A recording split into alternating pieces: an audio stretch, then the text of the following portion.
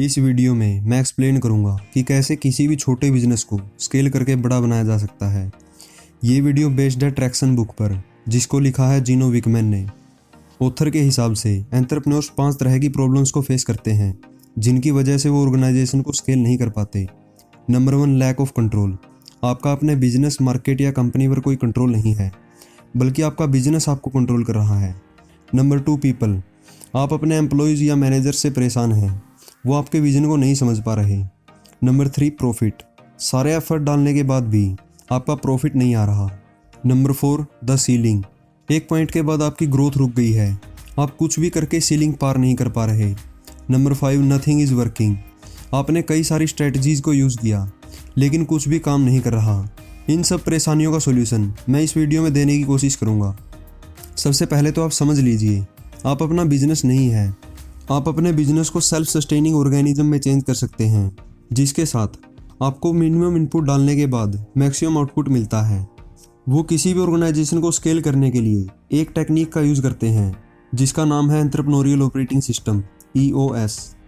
EOS के 6 की components हैं। इन 6 कंपोनेंट्स पर अगर आपने कंट्रोल पा लिया तो आपके बिजनेस को स्केल करने से कोई नहीं रोक सकता।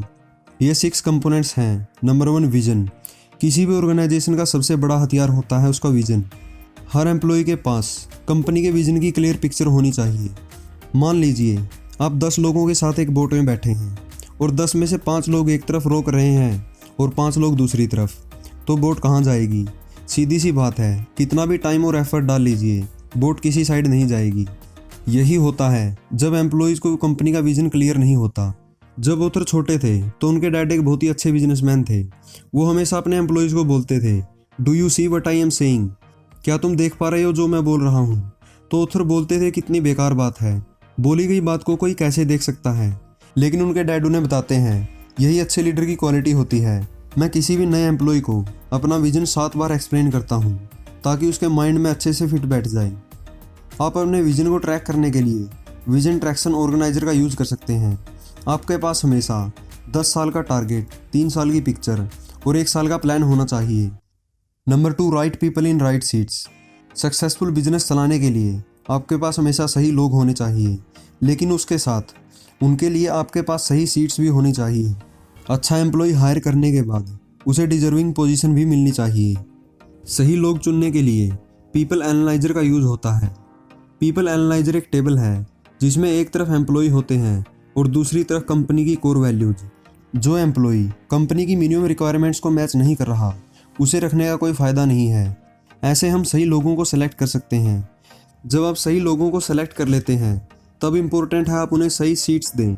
सही सीट्स देने के लिए आपकी ऑर्गेनाइजेशन स्ट्रक्चर्ड होनी चाहिए। किसी भी ऑर्गेनाइजेशन के 3 मेजर कंपोनेंट्स होते हैं। पहला है सेल्स एंड मार्केटिंग, दूसरा ऑपरेशंस, तीसरा फाइनेंस एंड एडमिनिस्ट्रेशंस। और हर एक ऑपरेशन के लिए हमेशा एक ही इंसान जिम्मेदार होना चाहिए, क्योंकि हमेशा याद रखिए, अगर किसी काम के लिए एक से ज़्यादा लोग जिम्मेदार हैं तो कोई भी जिम्मेदार नहीं है। लोग एक दूसरे के भरोसे रहते हैं।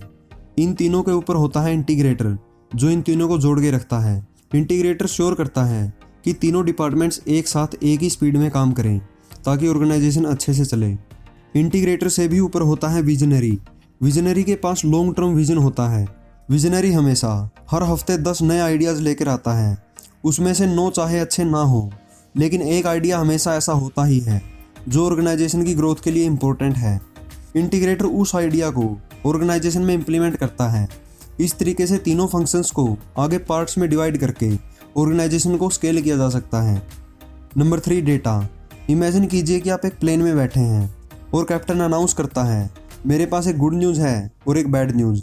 बैड न्यूज़ ये है कि प्लेन के गेज और मीटर्स काम नहीं कर रहे। हमें नहीं पता कि हमारे पास कितना फ्यूल है और हम किस दिशा में जा रहे हैं। और गुड न्यूज़ ये है कि हम अच्छे से उड़ रहे हैं। तो आप कैसा महसूस करोगे? सीधी सी बात है, बहुत बुरी खबर है। मोस्टली ऑर्गेनाइजेशन के साथ ऐसा ही होता है, वो अपने डेटा को अच्छे से मैनेज नहीं कर पाते। आप कंपनी को अपने सब्जेक्टिव ओपिनियन, ईगो या इमोशंस के बेसिस पर मैनेज नहीं कर सकते। आपके पास 5 से 10 ऐसे स्कोर्स होने चाहिए जो आपकी डेली ग्रोथ को ट्रैक करें। Number 4, issues. Data components company में इशू बाहर लाने में काफ़ी हेल्प करता है। आपको अपनी टीम के साथ ब्रूटली ऑनेस्ट होना पड़ेगा। अगर आप ऑनेस्ट नहीं रहोगे जो चल रहा है उसे चलने दोगे तो 6 महीने या 1 साल के बाद देखोगे कि आपने कुछ अचीव नहीं किया, पिछला 1 साल आपने वेस्ट कर दिया। तो अपनी ग्रोथ के लिए हमेशा याद रखिए, आपको अपने इश्यूज़ को फाइंड आउट करना है और उन्हें जल्दी से जल्दी सोल्व करना है। Number 5, process. सब लोग इसे अंडर एस्टिमेट करते हैं, लेकिन ये ईओएस का सबसे इम्पोर्टेंट कंपोनेंट होता है। दुनिया की सबसे बड़ी रियल एस्टेट कंपनी के मालिक से जब पूछा गया कि आपकी सक्सेस का सीक्रेट क्या है, उसने 1 वर्ड आंसर दिया, कंसिस्टेंसी। कंसिस्टेंसी आती है अपनी कोर प्रोसेस को फॉलो करने से। सबसे पहले आपको अपनी प्रोसेसेस को डॉक्यूमेंट करना होगा। प्रोसेसेस को डॉक्यूमेंट करना आसान लगता है, लोग बोलते हैं हम ये 5 मिनट में कर सकते हैं, लेकिन ऑथर ने आज तक ऐसी टीम नहीं देखी जो इसे 1 घंटे में ख़त्म कर सके। ऐसी 20% प्रोसेस होती हैं जिनका रिजल्ट आपको 80% मिलता है। आपको केवल उन्हीं प्रोसेसेस पर ध्यान देना है। प्रोसेसेस को डॉक्यूमेंट करके आप अपने बिजनेस को सेल्फ सस्टेनिंग बना सकते हैं। किसी भी ऑर्गेनाइजेशन में सबकी ग्रोथ एक दूसरे पर डिपेंड करती है। अगर एक डिपार्टमेंट या विंग कमज़ोर पड़ गया तो सबकी ग्रोथ रुक जाएगी। इसीलिए कंपनी की प्रोसेसेस ऐसी होनी चाहिए जिसे सब लोग फॉलो कर सकें। Number 6, traction.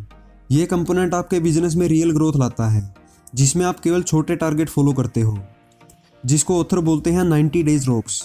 एक टाइम में 90 डेज के गोल पर फोकस किया जाता है। मोस्टली लोग यहाँ पर गलती करते हैं, या तो बहुत ज़्यादा आसान गोल रख लेते हैं या फिर बहुत ज़्यादा मुश्किल। आपको फर्स्ट 90 डेज गोल सेट करने के बाद जज करना होगा कि नेक्स्ट टाइम कौन सा गोल आपके लिए सही रहेगा। गोल सेट करने के लिए आपका विज़न क्लियर होना चाहिए। अगर आपका विज़न क्लियर होगा, उसके हिसाब से आप छोटे गोल्स आसानी से सेट कर पाओगे। इस तरह आप लॉन्ग टर्म विज़न को लेकर छोटे गोल्स पर काम कर सकते हैं, जिससे आपके बिजनेस में रियल ट्रैक्शन पैदा होगा। वीडियो को एंड तक देखने के लिए थैंक यू और चैनल को जरूर सब्सक्राइब करें।